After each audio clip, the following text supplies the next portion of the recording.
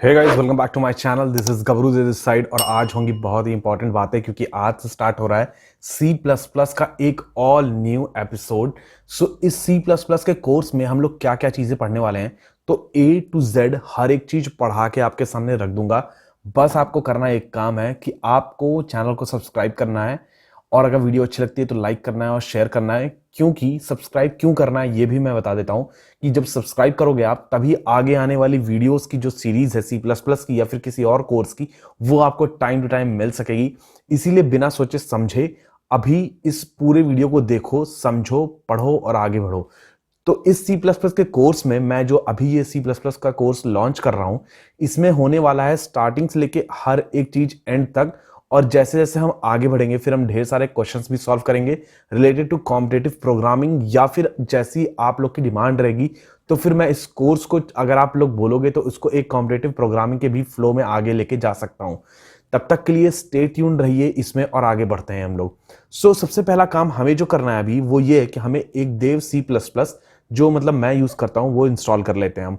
ये एक कंपाइलर है जहां पे हम लोग सी प्लस प्लस के प्रोग्राम्स लिखेंगे। अगर आप चाहो तो आप अपने आपके पास भी कोई पर्टिकुलर कंपाइलर हो, जैसे विजुअल स्टूडियो या सबलाइम टेक्स्ट, या फिर कोई भी ऑनलाइन अगर आप कंपाइलर यूज करते हो तो आप उसको भी यूज कर सकते हो, कोई दिक्कत नहीं है। So let's begin it. सबसे पहले आप देव सी प्लस प्लस को, मतलब ये जो मैंने पहले से ऑलरेडी खोल के रखा है, देव सी प्लस प्लस को जाके किसी भी पर्टिकुलर वेबसाइट से आप डाउनलोड कर सकते हो। वैसे इसके इस वेबसाइट से सबसे ज़्यादा डाउनलोड्स हुए हैं, तो आप यहाँ से डाउनलोड्स कर सकते हो इसको।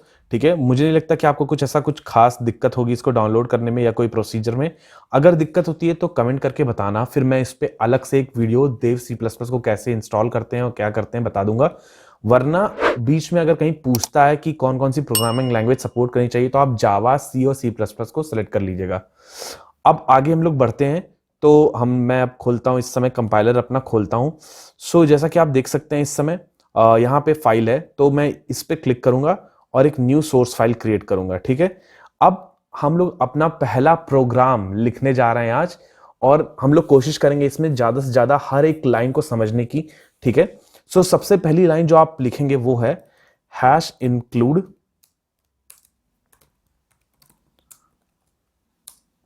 IO stream. अब ये हैश इंक्लूड आईओ स्ट्रीम क्या है, हम आईओ स्ट्रीम को क्यों इंक्लूड कर रहे हैं अपने प्रोग्राम में, सबसे पहली बात तो हम लोग ये जानते हैं। तो आईओ स्ट्रीम जो होता है वो होता है इनपुट आउटपुट स्ट्रीम। ये क्या करता है कि जो भी आप इनपुट आउटपुट के फंक्शंस यूज करते हो अपने प्रोग्राम में, जो कि अभी हम लोग आगे जानेंगे जिस चीज के बारे में, जिससे कि हम चीजों को प्रिंट कराएंगे, वो हमारा आउटपुट फंक्शन रहेगा। और जिससे हम चीजों को इनपुट लेंगे, मतलब कोई वैल्यूज हम यूजर से लेंगे। यूजर मतलब जो भी प्रोग्राम को रन कराता है उसको हम लोग यूजर बोल रहे हैं। तो वो जो भी वैल्यूज को कीबोर्ड के थ्रू इनपुट देगा, वो पर्टिकुलर यूजर, उसको पर्टिकुलरली हम लोग यूजर कहते हैं। तो जो वैल्यू हम इनपुट लेंगे उसको हम लोग इसी के थ्रू लेंगे। मतलब यही जो है आईओ स्ट्रीम जो है, इसकी ही हेल्प से आप समझिए कि एक आईओ स्ट्रीम एक बड़ा सा बॉक्स है जिसके अंदर में इनपुट और आउटपुट के दोनों फंक्शंस पड़े हुए हैं। अब उस पर्टिकुलर दोनों फंक्शंस को हमको उस बॉक्स से निकालने के लिए हमें इनपुट आउटपुट स्ट्रीम वाला ये मतलब आईओ स्ट्रीम को यूज करना पड़ेगा। तो ये चीजें हैं आईओ स्ट्रीम के बारे में। आगे हम लोग फिर लिखेंगे यूजिंग नेम स्पेस एसटीडी। अभी आगे मैं आपको बताऊंगा कि यूजिंग नेम स्पेस एसटीडी का क्या यूज है। उससे पहले, उसके बाद हम लोग लिखेंगे इंट मेन। इंट मेन एक मेन फंक्शन होता है। ठीक है, इंट मेन फंक्शन है हमारा, जिसके अंदर में हम सारे फंक्शनैलिटीज लिखेंगे। तो फंक्शन क्या होता है, सबसे पहले ये चीज जान लेते हैं स्टार्टिंग में थोड़ा थोड़ा। बाकी हम लोग जब आगे पहुंचेंगे तो आगे वीडियोस, आने वाली वीडियोस में हम फंक्शन के बारे में और जानेंगे। बट अभी फिलहाल हम लोग ये जान लेते हैं कि फंक्शन होता क्या है। तो फंक्शन समझ लीजिए एक रूम की तरह है जिसमें अलग अलग फंक्शनैलिटीज होती हैं। तो मेन फंक्शन एक ऐसा प्लेस है जहां अंदर हम जो भी प्रोसेसिंग करनी है, हमारे जो भी काम करने, जो भी हम इनपुट आउटपुट जो भी प्रोसेस करना है, वो सब हम इस मेन फंक्शन के अंडर में ही रखेंगे, जो कि एक कर्ली ब्रैकेट से शुरू होता है और एंड भी एक क्लोजिंग कर्ली ब्रैकेट से ही होता है। इंट जो है उसका रिटर्न टाइप है। ये जो इंट है ये इसका रिटर्न टाइप है। रिटर्न टाइप मतलब क्या, कि क्या वैल्यूज ये लेगा, ये मेन फंक्शन क्या वैल्यू लेगा। यूजुअली हम रिटर्न फंक्शन को रिटर्न 0 करते हैं। रिटर्न 0 करने का एक ही पर्पस है कि वो मेन फंक्शन को ये बताना कि एक्चुअली मतलब आप समझिए मेन फंक्शन को हम ये बताना चाहते हैं कि हमारा कोड सक्सेसफुली एग्जीक्यूट हो चुका है। मतलब जब रिटर्न 0 पे कोई चीज आके खत्म होगी तो इसका मतलब क्या हुआ कि उसके पहले की सारी चीजें सक्सेसफुली हो चुकी हैं और फिर 0 रिटर्न हम लोग कर रहे हैं। यूजली एक प्रोग्राम में रिटर्न 0 जब हम लोग करते हैं तो ये माना जाता है कि हमारा कोड सक्सेसफुली एग्जीक्यूट हो चुका है, और अगर हम लोग रिटर्न -1 करते हैं तो हमारा कोड सक्सेसफुली एग्जीक्यूट नहीं हो पाया है। बट इसका मतलब ये नहीं कि आप 0 और -1 का सिर्फ इसी तरीके से यूज कर सकते हैं। आपके प्रोग्राम के लॉजिक पे भी ये चीज डिपेंड करता है कि आप किस तरह से उसका यूज कर रहे हैं, चाहे वो 0 हो चाहे -1 हो। सो अलग अलग प्रोग्राम के लॉजिक्स के पर्पस के ऊपर ये 0 और -1 का रिटर्न डिपेंड करता है।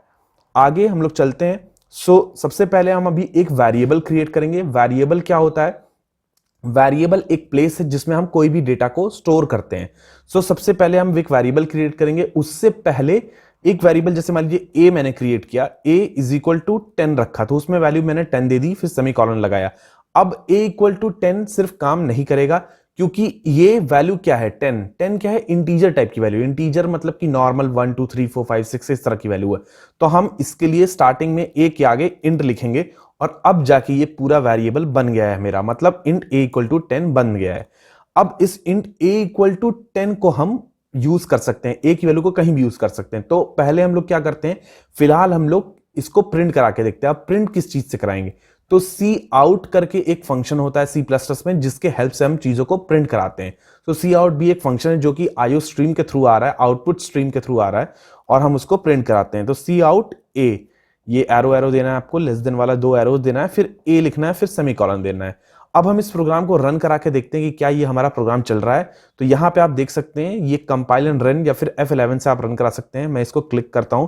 अब ये सेव करने के लिए बोल रहा है, तो मैं इसको dev1.cpp से सेव कर दे रहा हूं। आप बाकी अपने किसी भी नाम से सेव कर सकते हैं। CPP C++ के लिए होता है। अब आप देख सकते हैं डायरेक्टली यहां पे आउटपुट आ रहा है। इस समय 10 आउटपुट आ चुका है हमारे स्क्रीन पे, ये आप देख लीजिए। 10 आउटपुट हमारा जो आया है वो इसी से है जो हम सी आउट किए थे, सी आउट 10, उसके थ्रू ये हमारा आउटपुट आ चुका है।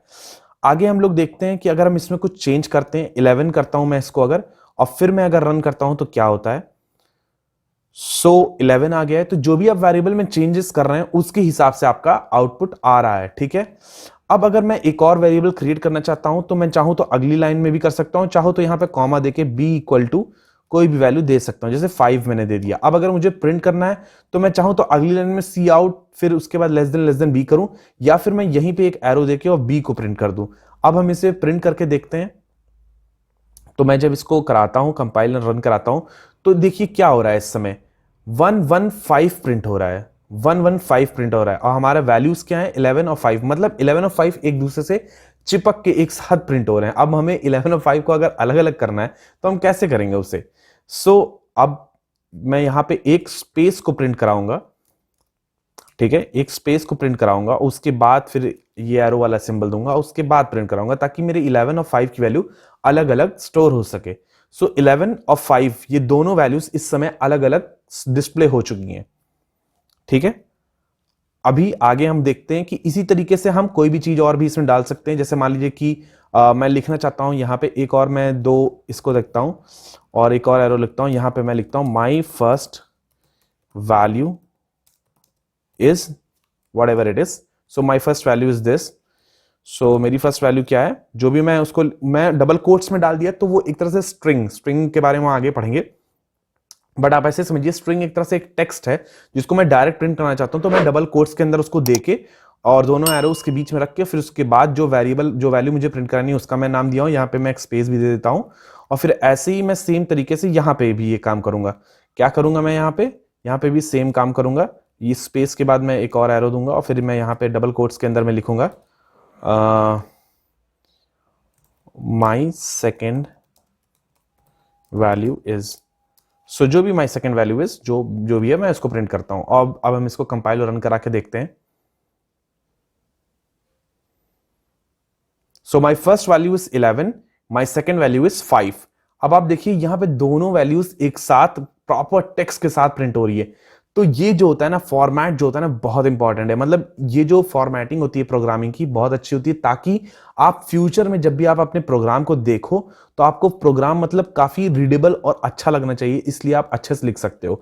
अब अगर आप चाहो तो आप इसको नेक्स्ट लाइन भी दे सकते हो। वो कैसे दे सकते हो? या तो फिर आप यहां से पूरा इस पार्ट को कट करके और फिर आप नए सी आउट में नीचे नेक्स्ट लाइन में लिखो, तब भी अच्छा, एक बार हम लोग इसको करके देखते हैं कि क्या ऐसा होता है कि नहीं होता है। मान लीजिए मैं इसको हटा के और फिर मैं यहां पे सी आउट देता हूं, और ये भी मुझे यहां पे हटा के इसको सेमी कॉलन करना पड़ेगा। सो लेट्स सी कि हमें क्या ऐसे लिखने से नए लाइंस में दोनों नंबर मिलते हैं कि नहीं मिलते हैं। सो आपको क्या लगता है? अगर आप सोचिए पहले अभी। सो सी क्या हो रहा है? अभी भी वही चीज हो रहा है। My first value is 11, my second value is 5। अभी भी दोनों चीज सेम लाइन में ही प्रिंट हो रही है। सो नए लाइन को कैसे प्रिंट कराएं भाई? तो क्या करना है कि हमें वैसे ही एक स्लैश एन को प्रिंट कराना है। वो स्लैश एन एक्चुअली एक नई लाइन को ही नई लाइन को ही दे देगा वो। सो बस अब जो हम करेंगे वो हमारा नए लाइन कर देगा। अब देखिए, my first value is 11 and my second value is 5।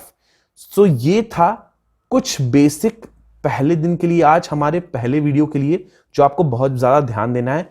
तो ये जो आज का मतलब ये लेक्चर था, ये पहला फर्स्ट एपिसोड था सी प्लस प्लस का। इसमें मैंने बेसिक आपको एक पहला फर्स्ट प्रोग्राम आपका लिखने का आपको सिखाया है सी प्लस प्लस में। ऐसे ही आने वाली वीडियोस के लिए इस चैनल को सब्सक्राइब करें, शेयर करें। एक आपके शेयर करने से हो सकता है किसी पर्टिकुलर बंदे को जिसको इसकी बहुत ज्यादा जरूरत हो, उसको बहुत ज्यादा हेल्प हो जाए। तो चैनल को जितना हो सके शेयर करें, सब्सक्राइब करना बिल्कुल मत भूलें, तभी आपको आगे आने वाले कोर्स की और आगे आने वाले इस पर्टिकुलर वीडियोस के सीरीज की अपडेट्स आपको मिलते रहेंगे। ठीक है, तब तक के लिए इसी तरह कनेक्टेड रहिए, खुश रहिए, मेहनत करिए, आगे बढ़िए। तब तक के लिए स्टे ट्यून्ड, बी हेल्दी। जय हिंद।